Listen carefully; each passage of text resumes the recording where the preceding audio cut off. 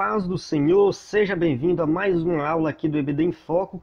Meu nome é Herberson e nessa aula eu vou fazer aqui o comentário da lição número 11, Maria, Mãe de Jesus, uma serva humilde. Essa lição maravilhosa, aqui a lição número 11, já estamos chegando no final da revista, essa revista que fala de caráter. E nessa lição nós vamos aprender aqui sobre o caráter de Maria.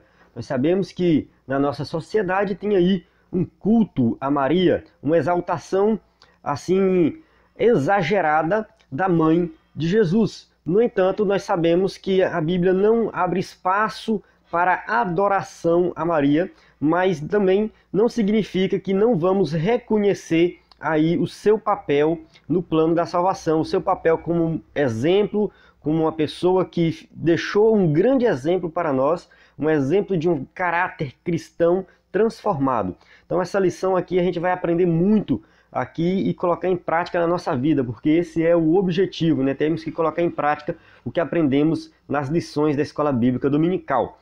Essa aula será ministrada com slide e você que está assistindo aí pela primeira vez pode acessar aí a plataforma de slides do EBD em Foco e você vai ter acesso aí aos slides em PowerPoint, baixar, usar na sua igreja.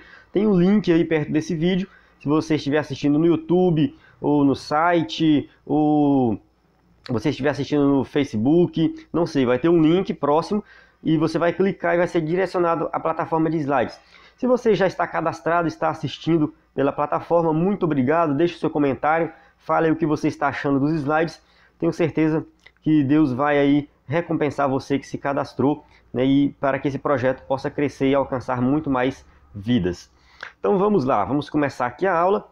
Texto áureo diz assim: Disse então Maria, eis aqui a serva do Senhor, cumpra-se em mim segundo a tua palavra. E o anjo ausentou-se dela. Lucas 1:38.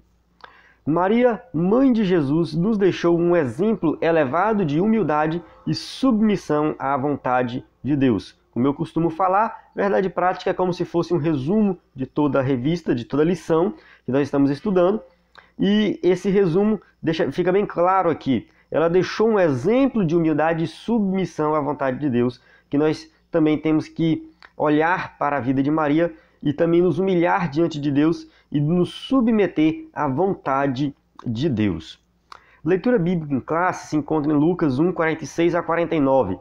Não costumo fazer essa leitura, vou fazer agora porque ela é curta, a gente não vai assim, demorar tanto nela, mas eu suponho que você já fez também essa leitura.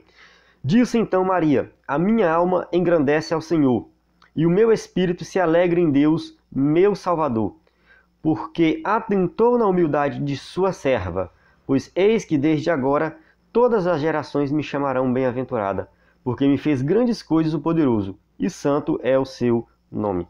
Então isso aqui, essa passagem é chamada de o Cântico de Maria. Então é onde Maria, ela fala aqui agradecendo a Deus por tudo que Deus fez por ela. E o interessante é o versículo 47, diz assim: o meu espírito se alegra em Deus, meu Salvador. Então ela reconhece Deus como seu Salvador. Se é Salvador é porque ela era pecadora e ela precisava de um Salvador. E Deus foi lá e salvou ela. Então Deus é o seu Salvador. Então não faz sentido algumas doutrinas da Igreja Católica, que a gente vai falar mais na frente. Uma delas é que Maria nunca pecou, que ela nasceu sem pecado, por isso ela foi mãe de Jesus. Isso é totalmente antibíblico. A Bíblia diz que todos nascemos em pecado. E aqui nesse versículo 47, mais precisamente, nós vemos Maria reconhecendo Deus como Salvador. E toda vez que a Bíblia fala de Salvador, fala de salvar dos pecados. Não é salvar de outra coisa, não. Deus é o nosso Salvador porque Ele nos salvou dos nossos pecados. Então, a Maria também era pecadora. Então, ela foi agraciada. E a gente vai falar disso mais adiante. Vamos entrar aqui na revista, introdução.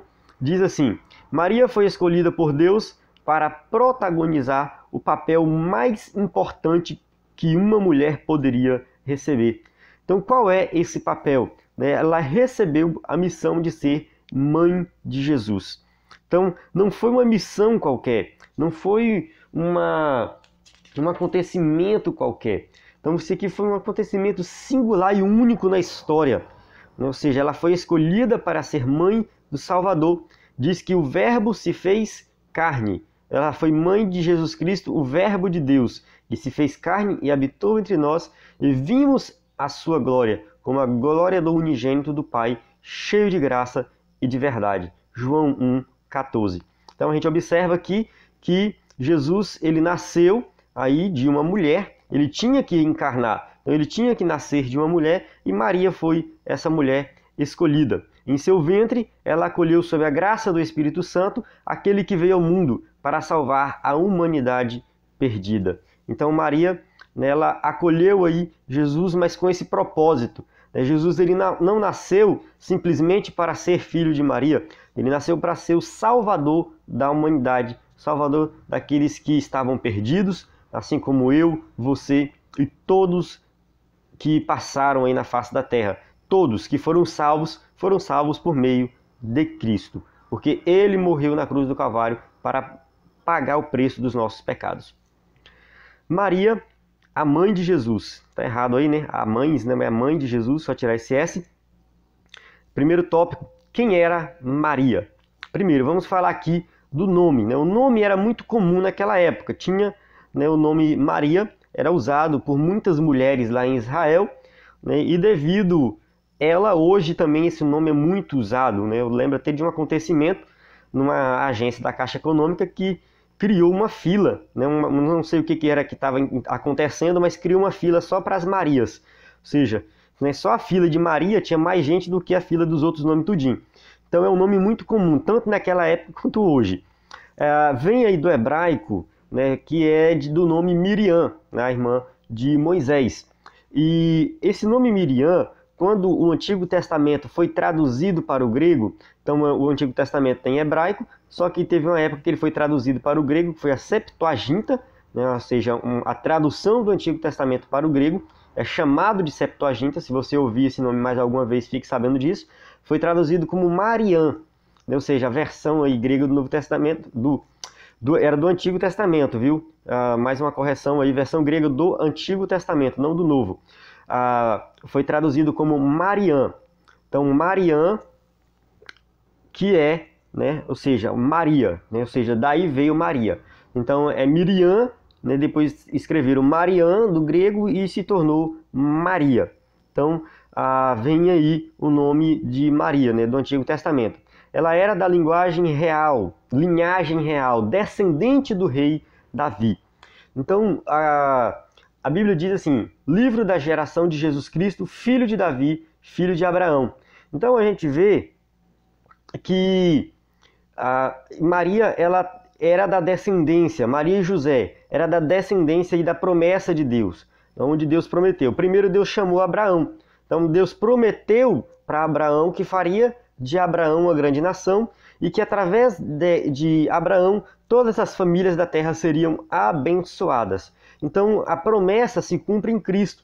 A promessa de Abraão, ela vai se cumprir em Cristo, porque através de Cristo, da morte de Cristo, qualquer pessoa da face da terra pode alcançar a salvação. Então assim que a promessa que Deus fez a Abraão se cumpriu, abençoando todas as famílias da terra. Ou seja, Abraão foi para Davi. Deus também, né, fez uma aliança com Davi, reforçou com Davi essa aliança que ali ao trono de Davi, né, sempre ia ter um rei, e Deus preservou a linhagem de Davi, né, e de Davi, da descendência de Davi, veio Jesus. Jesus é chamado filho de Davi, né, ou seja, não é que ele é filho diretamente de Davi, mas ele é da descendência de Davi.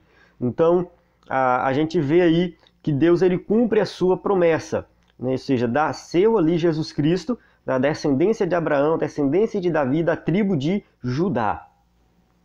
E Eliúde gerou Eleazar, Eleazar gerou Matã, e Matã gerou Jacó, e Jacó gerou José, filho de marido de Maria, do qual nasceu Jesus, que se chama o Cristo. Mateus 1, 15 e 16. Se você ler a genealogia de Mateus e Lucas, elas são diferentes. Acredita-se que a de Mateus é a genealogia de José e a de Lucas é a genealogia de Maria. Acredita-se assim. Então temos essa diferença. Leia lá Mateus e Lucas, você vai ver a diferença de genealogias. Então provavelmente é isso. Uma de José, a outra é de Maria. Suas qualidades e seu caráter. Então, primeiro, o primeiro subtópico aí, a gente viu que Jesus ele nasceu já de uma promessa, cumprindo-se a promessa que foi feita ali a Abraão, a Davi, né? Todo o Antigo Testamento aponta para Cristo. Agora a gente vai olhar aqui para as qualidades, né, de Maria. Maria, ela foi escolhida para ser a mãe do Salvador, antes de tudo por decisão divina. Então Deus escolheu Maria, né? Ou seja, ela não tinha nenhum mérito, pode-se dizer assim, ela não tinha nenhum mérito, né, mas pela graça Deus escolheu ela. No entanto, ela tem algumas qualidades espirituais e morais. Então olha que é diferente de mérito. Não é que ela merecia alguma coisa, ela tinha qualidades e essas qualidades a gente vai estudar de forma detalhada agora. Era virgem, era graciada, tinha a presença de Deus e foi chamada de bendita entre as mulheres. Então, primeiro, era virgem. E no 6º mês foi o anjo Gabriel enviado por Deus a uma cidade da Galiléia chamada Nazaré, a uma virgem desposada com um homem, cujo nome era José, da casa de Davi, e o nome da virgem era Maria. Lucas 1, 26 e 27. Então, a Maria, ela era noiva, ou seja, desposada, ela ainda não tinha ali o seu casamento sido consumado ainda. Então, ela não tinha ali, não teve, nesse momento, não tinha acontecido relações sexuais aí com José.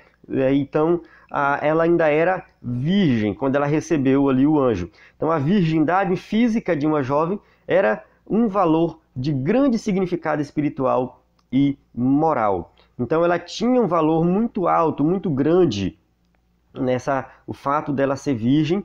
Então, ela tinha, ela preservou esse significado moral e espiritual. Infelizmente, hoje, né, não tem assim mais tanto, as pessoas não valorizam tanto mais a virgindade. Ou seja, uma jovem hoje que se diz virgem, muitas vezes ela é debochada, né? Ou seja, na escola. E algumas pesquisas apontam aí que a maioria das meninas começam a ter relações sexuais com 10 anos de idade. Isso é um absurdo, uma criança. Né? Mas é o mundo no pecado que faz isso. O mundo no pecado está atingindo aí toda a sociedade e isso está trazendo consequências horríveis para a sociedade. Né? Ou seja, para a humanidade, para a pessoa. Dentro da igreja também isso é um problema. Dizem que algumas pesquisas apontam que mais de 50% dos jovens têm relações sexuais antes do casamento. Então, dentro da igreja, né, os crentes. Então, isso é um absurdo. Infelizmente, são valores que não estão sendo mais ensinados. Os pais têm que ter esse cuidado de ensinar. Então, os pastores também têm que ensinar, mas são os pais dentro da casa. Então, tem o pai crente, a mãe crente, o filho está envolvido com pecados sexuais. Então isso, infelizmente, é um problema da nossa sociedade, né? Um problema da nossa igreja, um problema que, né, se fosse resolvido esse problema, muita coisa iria melhorar. Mas, infelizmente, é assim. Mas naquela época, Maria preservou ali a sua virgindade. Ela não teve relações com José até que Jesus nascesse. Então a Bíblia deixa isso bem claro, né? Até que Jesus nascesse. Depois que Jesus nasceu, pronto, Maria não foi mais virgem. Depois que Jesus nasceu, eles tiveram alguns filhos, né? Ou seja, a Igreja Católica diz que Maria sempre foi virgem, ficou virgem a vida inteira, mas a Bíblia deixa bem claro que não, que depois, né, até Jesus nascer, elas não tiveram relação sexual, ou seja, depois que nasceu eles tiveram, e eles tiveram filhos. Isso foi importante para cumprir a profecia de Isaías, ou seja, portanto, o mesmo Senhor vos dará um sinal. Eis que a virgem conceberá e dará à luz um filho, e chamará o seu nome Emanuel. Isaías 7, 14. Então, 700 anos antes de Jesus nascer, tem essa profecia de Isaías. Então, Jesus tinha que nascer de uma virgem. A promessa se cumpriu aí na vida de... Maria foi escolhida, e né, dos motivos dela ter sido escolhida é que ela era virgem. Ela era agraciada. Entretanto, e entrando o anjo, onde ela estava, disse: Salve, agraciada. Lucas 1:28, parte A. Então o anjo chama ela de agraciada. Primeiro, a palavra graça significa favor não merecido. Ou seja, ela não merecia. Tinha outras mulheres virgens ali. Ou seja, tinha várias. Ela também era pecadora. Ela não merecia. Mesmo assim, Deus foi lá e teve misericórdia dela e escolheu ela. Então ela foi honrada por Deus ou muito favorecida. Ou seja, mesmo não merecendo, ela era o quê? Agraciada. Então a gente vê que às vezes as pessoas confundem a palavra graça, né? Ave Maria, cheia de graça, o Senhor é convosco, bendita sois vós entre as mulheres. Ou seja, a oração de Ave Maria já está falando Ave Maria cheia de graça, ou seja, cheia de favor não merecido. As pessoas pensam que graça é como se fosse, né, uma coisa que a pessoa merecesse, que exaltasse a pessoa. Muito pelo contrário, a graça faz nos diminuir. Né? Faz falar, tu não merece, é isso que ela fala, tu não merece, mas você foi escolhido. Ou seja, o anjo está falando isso para Maria, você não merece, mas você é agraciado, ou seja, você foi escolhida, mesmo sem merecer. Então ela foi favorecida por Deus, mesmo sem merecer. Tinha a presença do Senhor. O Senhor é contigo. Ou seja, será que ela tinha, né, essa consciência, né, tão clara de que Deus estava com ela? Talvez não, né? Ou tinha, não sei. Era uma mulher que talvez estava na presença de Deus, orando, lendo a lei de Deus, tinha conhecimento das promessas. Então ela sabia que um dia viria o Messias. E naquela época Israel estava passando por uma crise política, uma crise espiritual, né, muito grande, e ela recebe essa promessa. Então Deus estava com ela, Deus estava ali com ela. Será que você tem essa consciência de que Deus está contigo? Ou seja, creia, Deus é contigo. Nós temos que ter essa consciência. Nós não temos que ficar com medo, viver com medo. Não, Deus está conosco. Então Maria, eu não sei se ela tinha ou não, mas Deus estava com ela. Deus estava ali ajudando ela. Ela era bendita entre as mulheres. Bendita és tu entre as mulheres. Lucas 1:28. O que isso significa? Que ela era abençoada, ditosa, feliz. Foi escolhida entre milhares de mulheres de Israel. Ou seja, em Israel tinha mulheres que eram virgens, tinha mulheres tementes a Deus, tinha várias mulheres que talvez tinham qualidades até melhores do que Maria, não sei. Porém, ela foi escolhida, então ela foi bendita, abençoada, ditosa, feliz. A elevada missão de Maria. Então vamos ver essa missão. Deus a escolheu para ser mãe do Salvador. E vendo-a, ela turbou-se muito com aquelas palavras e considerava que saudação seria esta. Lucas 1:29. Então o seu coração ficou ali perturbado, né? O que é isso? O que esse anjo está querendo dizer? Né? Ou seja, Maria, não temas porque achaste graça diante de Deus. Ou seja, a palavra graça, mais uma vez aí, tu encontraste um favor diante de Deus, mesmo que você não merecia ele. E eis que em teu ventre conceberás e darás luz um filho, e pôr-lhe-ás o nome Jesus. Então Lucas 1:30-31, a gente vai encontrar essa passagem, né, onde o anjo explica para ela, passo a passo, tu darás luz a um filho, e seu nome será Jesus. Ou seja, ela já sabia até o nome que iria dar para a criança. E ela sabia que esse menino estava sendo gerado pelo Espírito Santo, que ela foi escolhida para dar luz ao Salvador. Então Maria tinha essa consciência, ela conhecia a lei, ela conhecia o Antigo Testamento, ela sabia da promessa, e quando ela recebeu a promessa, com certeza, ela lembrou das palavras de Isaías, que ela leu lá em Isaías. O anúncio de que seria a mãe do Salvador. Como se fará isto, visto que não conheço homem algum? Lucas 1:34. Ou seja, eu não conheço. Quando ela fala eu não conheço, ela está falando eu nunca tive relações sexuais com homem algum. É nesse sentido a palavra. Então ela está falando aqui, deixando bem claro que ela é virgem, ela nunca teve relações sexuais com nenhum homem. Mas o anjo explica para ela, descerá sobre ti o Espírito Santo, e a virtude do Altíssimo te cobrirá com a sua sombra. Por isso também o santo, que de ti há de nascer, será chamado Filho de Deus. Lucas 1:35. Então Jesus, ali, ele foi concebido pelo Espírito Santo, foi algo sobrenatural, não foi algo natural. Não foi da relação entre um homem e uma mulher, foi algo natural. Ele tinha que nascer ali sem pecado. Ele nasceu sem pecado, ele foi concebido sem pecado, nasceu sem pecado.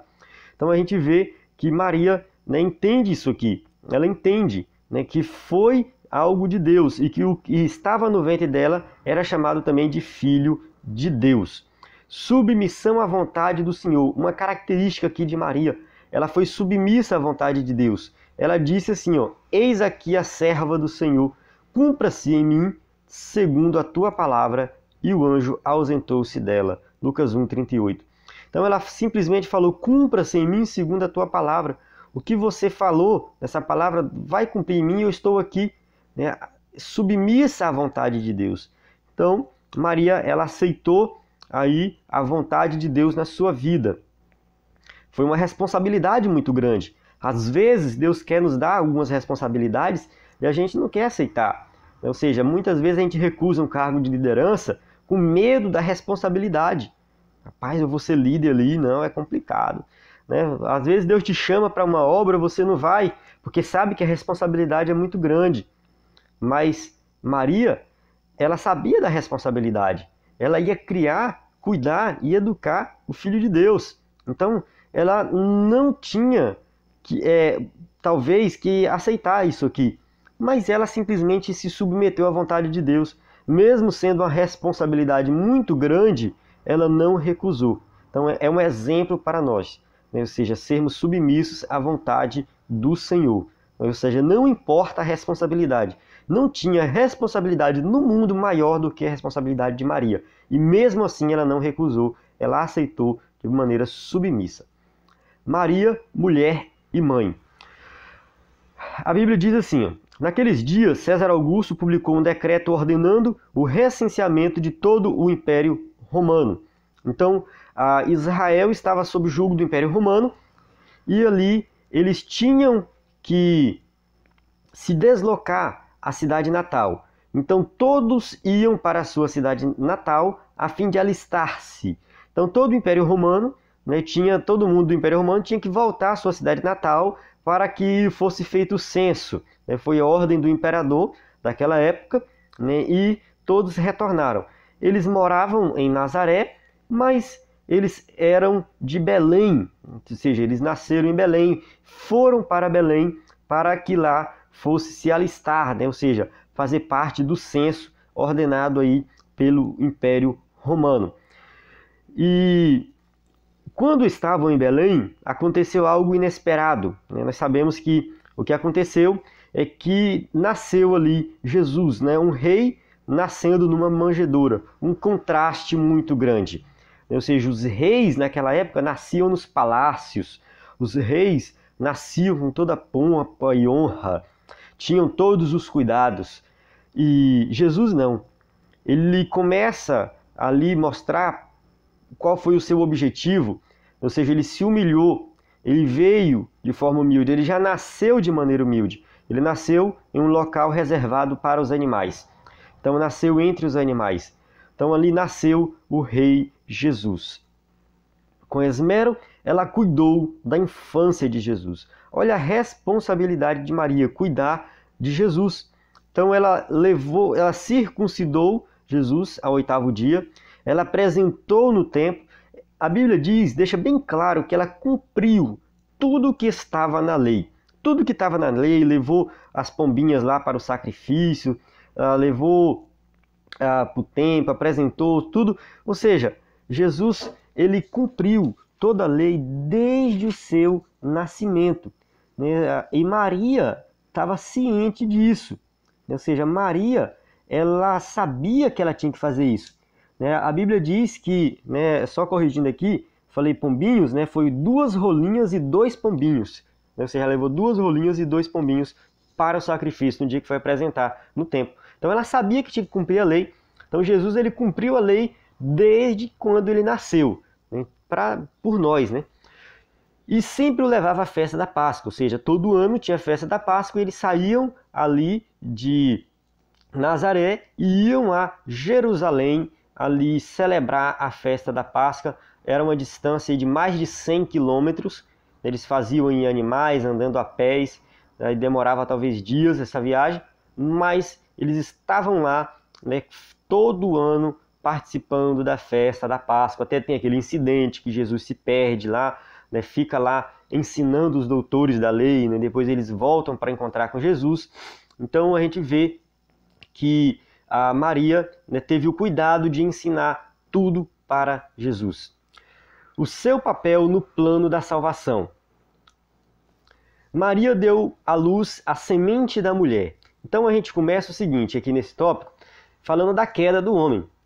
Adão e Eva pecaram lá no Jardim do Éden. Logo após a queda, Deus declarou na repreensão a Satanás: e porém inimizade entre ti e a mulher, e entre a tua semente e a sua semente. E esta lhe ferirá a cabeça, e tu lhe ferirás o calcanhar. Gênesis 3,15.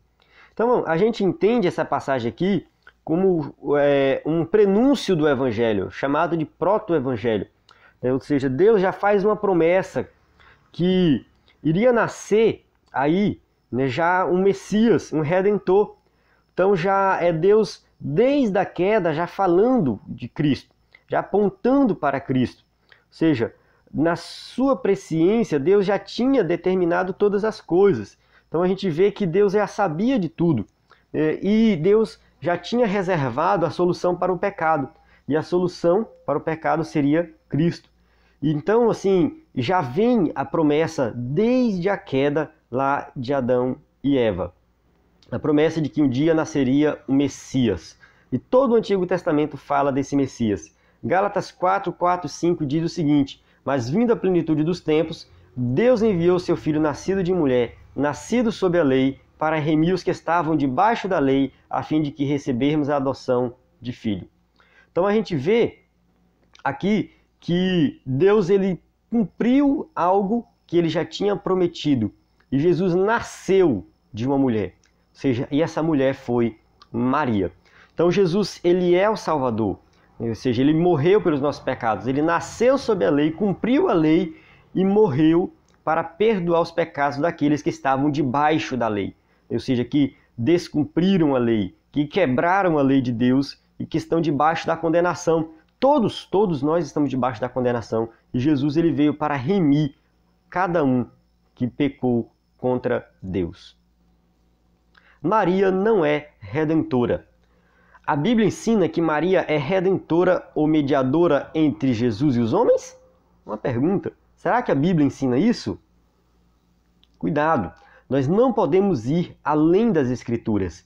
Como que a Igreja Católica ela determina as suas doutrinas? Através da Bíblia e da tradição. Segundo eles, a Bíblia também foi montada, o cânon das Sagradas Escrituras, foi montada também, foi escolhido ali os livros, né? Ou seja, o cânon das Sagradas Escrituras, os livros escolhidos para compor a Bíblia, foi feito pela tradição. Então a tradição, segundo eles, é igual, é idêntico, tem o mesmo peso da Bíblia. E por esse motivo, as doutrinas católicas não são 100% baseadas na Bíblia. E não adianta a gente querer debater com eles com relação a isso, porque a raiz do problema não é esse. A raiz do problema é: a tradição tem autoridade para definir doutrinas? Será que a tradição tem? Porque se a tradição tiver autoridade para definir doutrinas, eles estão certos. Ou seja, se a tradição tem realmente autoridade, eles estão certos. Não estão errados, não. Mas se a tradição não tiver essa autoridade, aí estão errados. A Bíblia seria a nossa única regra de fé. Então tem esse debate aí. No entanto, essa tradição, eles defendem que é a tradição dos apóstolos. Mas a tradição dos apóstolos já acabou. A tradição dos apóstolos se perdeu. Depois que os primeiros apóstolos morreram, acabou. Porque naquela época da igreja primitiva, a igreja ela se guiava pela tradição dos apóstolos. Tinha as cartas escritas por Paulo, por Pedro, por João. Claro, tinha ali já circulando essas cartas, circulando os evangelhos escritos por Mateus, Marcos, Lucas e João. Tinha ali, a igreja tinha esses escritos. No entanto, eles se guiavam muito pela tradição, pelo que os apóstolos falavam. De fato, a igreja primitiva tinha ali uma obediência à tradição dos apóstolos. No entanto, quando eles morreram, essa tradição deixou de existir. Então não faz mais sentido eu ter doutrinas com a tradição. É só a Bíblia, porque a tradição dos apóstolos ficaram registradas na Bíblia. Pronto, se eu quiser saber o que Pedro pensava acerca de um tema, eu tenho que ler a primeira e a segunda carta de Pedro. Se eu quiser saber o que Paulo pensava acerca de um tema, eu tenho que ler as cartas de Paulo. Então, eu tenho que ir para a Bíblia e na Bíblia apenas fazer aí retirar as doutrinas. Que não é montar doutrina, não é fazer doutrina nova, não. É retirar o que já está lá. Então a Igreja Católica, ela usa a tradição, mas essa tradição é corrompida. Com o passar do tempo, ela não manteve a pureza que tinha ali dos primeiros apóstolos. Então não faz mais sentido eu querer seguir uma tradição que não é mais a tradição original. Então é somente as Escrituras. Somente as Escrituras. Então nós não podemos ir além das Escrituras. E todas as doutrinas relacionadas a Maria vieram da tradição e não da Bíblia. De onde vem esse ensino que Maria é mediadora? Dogma estabelecido no Concílio de Éfeso, realizado em 431 d.C. Então, eles dizem que Maria é mediadora entre nós, pecadores, e Cristo. Ou seja, nós estamos ali, para chegar a Cristo, nós temos que passar por Maria. Então, no Concílio de Éfeso, em 431 d.C., eles fizeram essa doutrina, criaram essa doutrina. Quem não sabe, um concílio é a reunião de dignatários eclesiásticos para deliberar sobre questões de fé, costumes, doutrina ou disciplina eclesiástica. Então eles se reuniam de tempos em tempos para discutir algumas doutrinas. E nesse concílio de Éfeso foi criado essa doutrina de que Maria é redentora e mediadora. Então, para ser salvo, você tem que crer também em Maria. Eu coloquei redentora aqui, que está na revista, mas eles chamam de corredentora. Então, redentor é Jesus e Maria é corredentora. Então, ela também exerce o papel de salvadora. Mas isso não é bíblico. Veio desse concílio, veio da tradição, então não tem nada a ver com as Sagradas Escrituras. Então, qual foi a conclusão do concílio de Éfeso? Ele diz assim: Jesus é Deus, certo? Maria é mãe de Jesus. Portanto, Maria é mãe de Deus. Ou seja, eles juntaram as coisas. Falaram que se Jesus é Deus, Maria é mãe de Jesus, Maria é mãe de Deus. Será mesmo? Será que Maria é mãe de Deus? Deus é eterno, o Criador. Pode uma criatura ser mãe do Criador? Não tem como Maria ser mãe de Deus Pai, Criador de todas as coisas. Ela é mãe do Filho de Deus encarnado, verdadeiro Deus e verdadeiro homem. Então ela é mãe da parte humana de Jesus. Ela tem um papel importante, sim. Ou seja, ela carregou Jesus no ventre, Jesus nasceu dela, mas isso não faz dela mãe de Deus. Então Jesus, ele era homem, 100% homem, mas também 100% Deus. Então ela é mãe de Jesus, o verbo encarnado. Ou seja, ela tem participação na parte humana de Jesus, não na divina. Não tem como Maria ser mãe do Criador, mãe de Deus. Maria não é mediadora. Então vamos lá. Não se pode negar a honra e os privilégios que Deus concedeu a Maria de Nazaré. Então Deus deu honra e privilégios. Ela foi mãe de Jesus, cuidou de Jesus, estava com Jesus em todos os momentos. Todos os momentos ela ficou com Jesus. Então ela teve aí vários privilégios. Porém, não devemos adorá-la. Jamais devemos nos curvar diante de um ser humano. Não tem necessidade disso. Porque Jesus falou: ao Senhor teu Deus adorarás e só a Ele servirás. Mateus 4:10. A Igreja Católica tem muitos santos. No entanto, Maria, ela tem uma posição diferenciada entre os santos. Eles se ajoelham, oram, pedem, eles adoram ela de fato, porque eles reconhecem ela como imaculada, ou seja, nunca pecou, e dentre outras doutrinas que eu vou falar de agora em diante. Então tem algumas doutrinas que a gente vai tocar aqui. Primeiro, a Assunção de Maria. Então, o Papa Pio XII, na sua bula Munificentissimo Deus, de 1º de novembro de 1950, ele declarou o seguinte: Maria foi levada de corpo e alma para a glória do céu. Então eles chamam ela de Imaculada, que ela nunca pecou, e diz que ela subiu aos céus em corpo e alma. Ou seja, Maria, ela foi levada aos céus. Eu li em algum outro lugar, diz que ela morreu e depois ela ressuscitou, da mesma forma que Cristo. Então eles colocam Maria numa posição diferenciada, numa posição mesmo de corredentora, né? Ou seja, só é salvo quem também crê em Maria. Se você crê só em Jesus, você não é salvo. Então a salvação, né, de acordo com a Igreja Católica, você tem que confiar também em Maria e reconhecer ela como corredentora. Então, tem que dizer que ela foi imaculada, que ela nunca pecou, e tem que dizer que ela subiu aos céus viva. Então, a gente sabe que isso não é verdade. Maria, ela foi sepultada, agora aguarda a ressurreição no arrebatamento da igreja. Então, ela aguarda a ressurreição juntamente com todos nós. A Igreja Católica Ortodoxa, que teve a divisão, né, ou seja, lá na Rússia, na Grécia, tem a Igreja Católica Ortodoxa. A Igreja Católica Ortodoxa reconhece que Maria morreu. Reconhece que Maria foi para o céu, mas foi a sua alma, foi se encontrar com Deus, né, e que de fato ela está morta. Então a gente vê que tem essa linhagem da Igreja Católica que entende a verdade. E, né, a Igreja Católica Apostólica Romana diz que não. Diz que Maria, na verdade, subiu aos céus. Então isso também é coisa da tradição da igreja, não é nada bíblico. A intercessão de Maria. A Bíblia diz que só há um só Deus e um só mediador entre Deus e os homens, Jesus Cristo, o homem. 1 Timóteo 2,5. Mas eles insistem em dizer que Maria, ela intercede por nós pecadores. Nós devemos orar a ela, e ela vai rogar por nós, interceder por nós. Mas a Bíblia não diz isso. A Bíblia diz que só precisamos de um mediador, que é Jesus Cristo. Então ela não tem esse papel. O papel dela foi outro. O papel foi cuidar de Jesus, né? Jesus nasceu dela, cuidou de Jesus, viveu com Jesus, pronto, cumpriu o seu papel. Agora o papel de redentor e mediador é de Jesus Cristo. Só Jesus pode interceder por nós diante de Deus, porquanto por nós ele morreu na cruz do Calvário. Então quem morreu na cruz do Calvário foi Jesus Cristo.